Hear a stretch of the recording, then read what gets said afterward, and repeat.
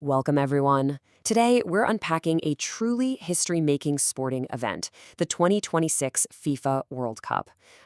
This isn't just your standard tournament, it's a massive continent-spanning North American odyssey. Let's get right into this explainer and see exactly how 2026 is rewriting the rules of global sports. Okay, let's dive into this, because the 2026 World Cup is making history before a single ball is even kicked. Seriously, the organizing committee has pulled off a logistical first that is going to fundamentally change the entire scale of the competition.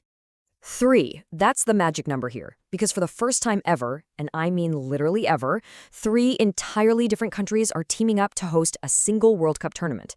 We're talking about not one, not two, but three distinct nations sharing the global spotlight across an entire continent. It's a massive shift that completely redefines tournament logistics as we know them. So let's hit the road. Stop one, Mexico, the record breaker. Now, what's really interesting about this slide is how Mexico's football legacy is actively breaking a world record right before our eyes.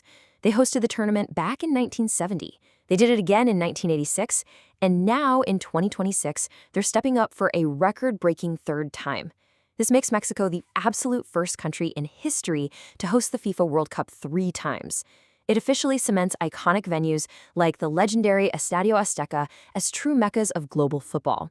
They definitely know how to throw a massive football party. Moving up north on our journey, stop 2, Canada, a new football frontier.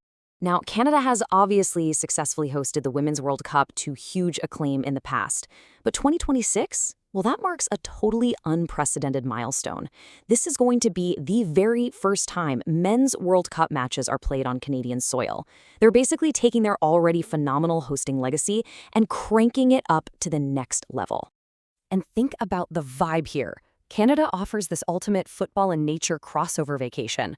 Because of the unique geography of host cities, like Vancouver, for example, you could literally watch an elite, super high-stakes match in the morning, and then, I kid you not, just hours later find yourself surrounded by majestic mountains, deep forests, or pristine lakes.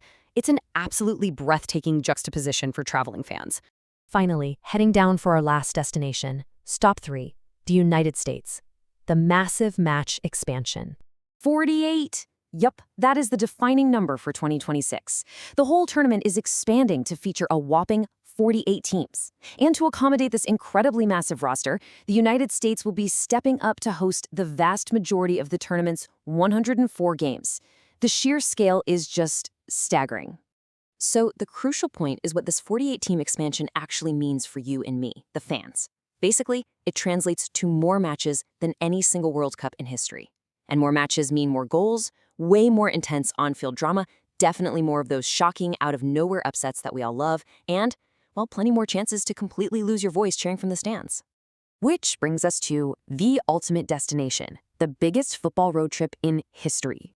When you look at the big picture, we are getting a tournament that spans from Mexico's deeply rooted historic football culture, right through Canada's stunning natural wilderness, all the way to the sheer, roaring, massive scale of U.S. stadiums. It's the whole shebang. So I'll leave you with this final thought. If you could only pick one stop on this historic North American odyssey, which country are you visiting? Are you going to Mexico, Canada, or the USA? Take a second to think about the kind of legacy you really want to witness. Thank you so much for joining me for this explainer, and hey, keep your eyes on the pitch as we count down to the biggest kickoff in sports history.